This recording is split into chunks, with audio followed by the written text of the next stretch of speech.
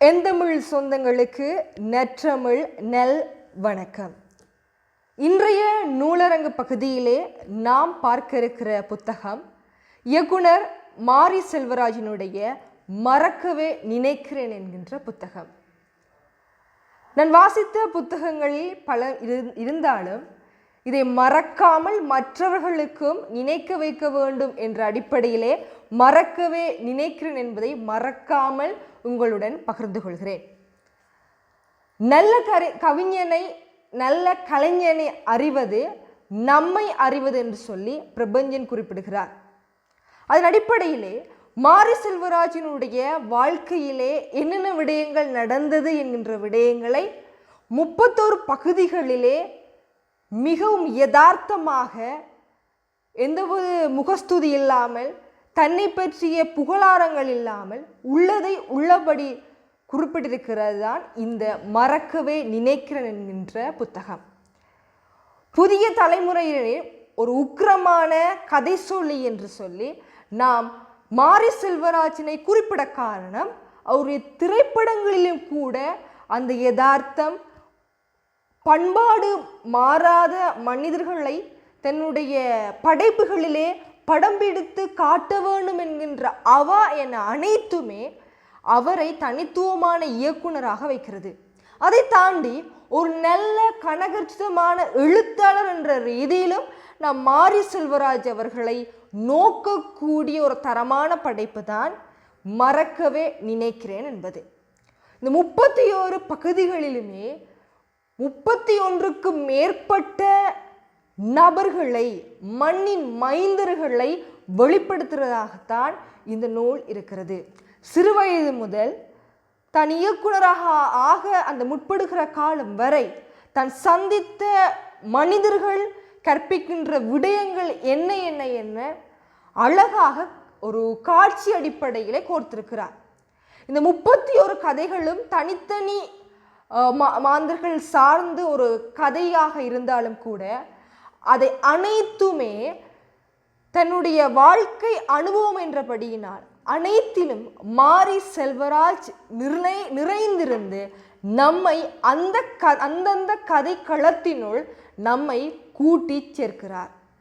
அதன் அடிப்படையிலே இந்த புத்தகத்தை நாம் வாசிப்பது நம்மை பற்றி புரிந்து கொள்ளக்கூடியதாகத்தான் இருக்கும்.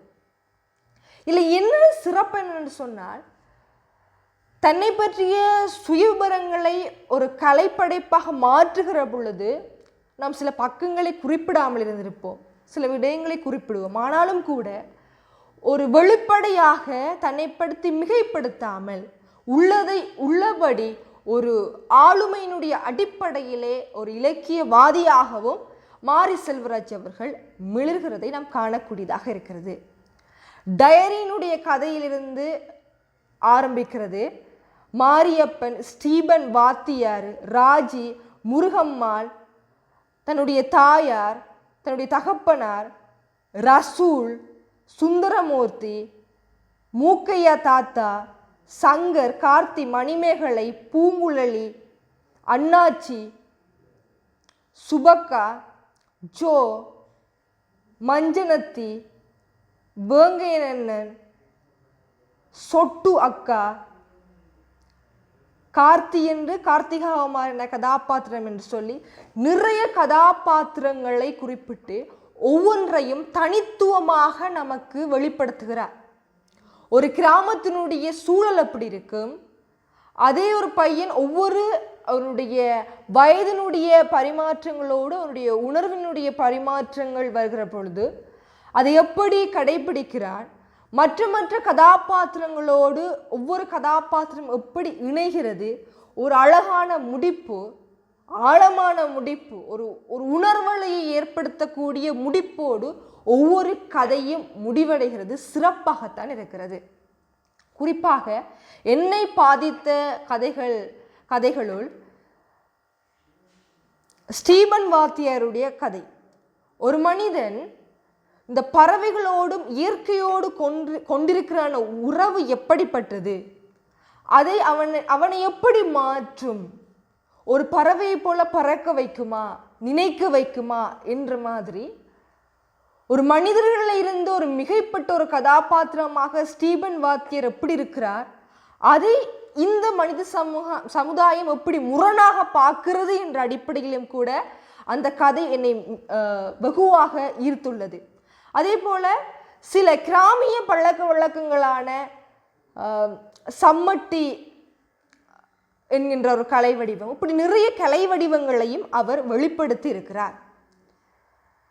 இறுதியாக இந்த கதையை எல்லாவற்றையும் முடித்து இறுதியாக அவர் ஒரு கவிதை எழுதியிருக்கிறார். அந்த கவிதையோடு நான் இதை முடித்துக் கொள்கிறேன். நம்மை பார்த்து மாரி செல்வராஜ் அவர்கள் இந்த கதையை முடித்த பிற்பாடு வாசகர்களோடு உரையாடுகிறார் ஒரு கவிதையூடாக. சிலுவையில் அறையப்பட்டவன் என்பதற்காக என்னை கர்த்தராக நினைத்து நீங்கள் காதலித்திருந்தால், கவிதை எழுதியிருந்தால், கண்ணீர் வடித்திருந்தால், 3ஆம் நாள் உயிர்த்தெழுவான் என்று காத்திருந்தால் எதற்கும் நான் பொறுப்பல்ல. ஏனெனில் அந்த கர்த்தருக்கு பக்கத்தில் எந்த பிரார்த்தனையுமின்றி அறையப்பட்ட 2 திருடங்களில் ஒருவனாக கூட நான் இருக்கலாம் என்ற கவிதை ஒட்டுமொத்த அவருடைய கதைகளுக்கு பிற்பட்ட அபிப்பிராயத்தை மேம்படுத்தியிருக்கிறது என்பதுதான் உண்மை. பாருங்கள், இந்த கவிதை என்ன சொல்லுகிறது என்றால், நாம் இந்த ஒட்டுமொத்தமாக மாரி செல்வராஜனுடைய வாழ்க்கை அனுபவங்களை படித்து கொண்டிருக்கிற பொழுது அவர் மேல் ஒரு ஈர்ப்பு வந்திருக்கலாம், சில இடங்களில் அழுகை வந்திருக்கலாம், இப்படி ஒவ்வொரு உணர்வு வந்திருக்கலாம். அதனால் நாம் அவரை ஒரு மனிதர்கள் ஒரு மிகைப்பட்டவர் என்ற ரீதியிலே நாம் ஒரு கர்த்தராக நாம் யோசிக்க வேண்டாம் என்று அவரே சொல்லியிருக்கிறார். அந்த கர்த்தருக்கு பக்கத்திலே, அதாவது இயேசு கிறிஸ்து அந்த சிலுவையில் அறையப்பட்டதுக்குரிய 2 பக்கத்திலே இருக்கிற கல்வர்கள், ஒருத்தர் தன்னுடைய தப்பை ஏற்று மன்னிப்பை கேட்டவன், இன்னொருவர் தப்பை ஏற்காதவன். 2 கல்வர்களில் ஒருவனாக நாம் இருந்திருக்கலாம் என்று சொன்னால் அதனுடைய வெளிப்பாடு, அதனுடைய உள்ளர்த்தம் என்னென்னு சொன்னால், சில வேளைகளில் நான் அதை திருந்திருக்கலாம், சில வேளை நான் திருந்தாத ஒருவனாக கூட இருக்கலாம் என்ற அடிப்படையிலே ஒரு முடிப்பை கொடுக்காமல், யார் அந்த மாரி செல்வராஜ், வலது பக்கத்து கல்வனா இடது பக்கத்து கல்வனா என்று சொல்லி மேலும் மேலும் அவருடைய படைப்புகளை தேடக்கூடிய ஒரு ஆர்வத்தை ஒரு படைப்பாளன் இட்டு சென்றிருக்கிறார் என்று சொன்னால், அதுதான் இந்த ஒட்டுமொத்த மறக்கவே நினைக்கிறேனே மறக்க முடியாமல் இருப்பதற்குரிய கடைசி ஒரு உள்ள கிடக்கையாக இருக்கிறது. இதனுடைய விளைவாகத்தான் அவருடைய தாமிரபரணியில் கொல்லப்படாதவர்கள் என்ற 1வது சிறுகதை தொகுப்பை கூட வாசிக்க வேணும் என்கின்ற ஒரு அதீத ஆர்வம் ஏற்பட்டிருக்கிறது. ஆகவேதான் இந்த நூலினை இன்னென்ன காரணங்களுக்காக நாம் வாசிக்கலாம்.